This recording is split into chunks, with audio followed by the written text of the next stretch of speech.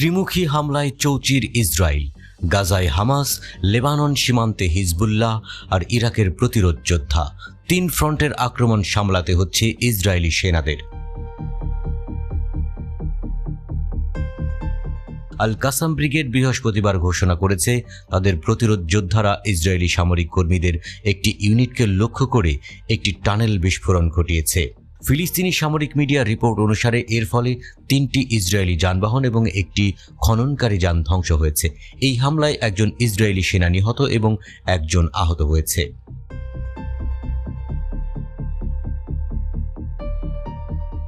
হামলার কিছুক্ষণ পরে একজন ইসরায়েলি সামরিক মুখপাত্র নিশ্চিত করেছেন বিস্ফোরণের কারণে 3 জন ইসরায়েলি সেনা আহত হয়েছে।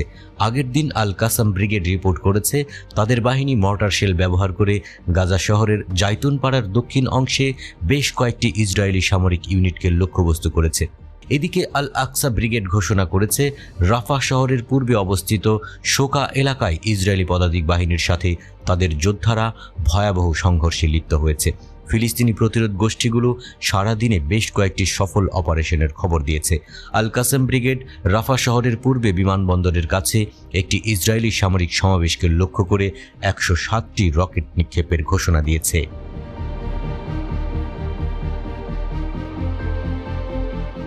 ওদিকে ইসরায়েলি হামলা অব্যাহত রেখেছে লেবাননের সশস্ত্র গোষ্ঠী হিজবুল্লাহ। দক্ষিণ লেবাননে ইসরায়েলি আগ্রাসনের প্রতিক্রিয়া হিসেবে বেশ কয়েকটি ইসরায়েলি সাইটে বোমা মেরেছে প্রতিরোধ যোদ্ধারা। হিজবুল্লাহ ঘোষণা করেছে এটি কাফার গিলাদির বসতিতে একটি ইসরায়েলি সামরিক কমান্ড সেন্টার লক্ষ্য করে ড্রোন হামলা চালিয়েছে। আল মায়াদিনের প্রতিবেদনে বলা হয়েছে কামিকাজে ড্রোন ব্যবহার করে পরিচালিত ড্রোন হামলায় বেশ কয়েকজন আহত হয় এবং কয়েকজন অফিসার নিহত হয়।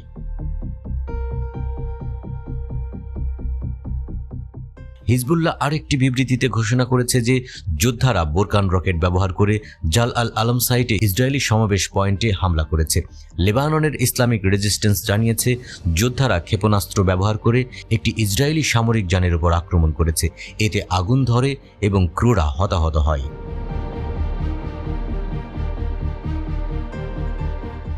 সম্প্রতি বেশ সক্রিয় হয়ে উঠেছে ইরাকের প্রতিরোধ যোদ্ধারা।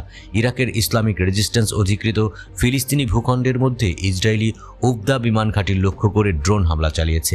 একটি সংক্ষিপ্ত বিবৃতিতে ইরাকি ইসলামিক রেজিস্ট্যান্স বৃহস্পতিবার সন্ধ্যায় ড্রোন দিয়ে ইসরায়েলি উবদা বিমান ঘাঁটি লক্ষ্যবস্তু করার দায়িত্ব স্বীকার করেছে।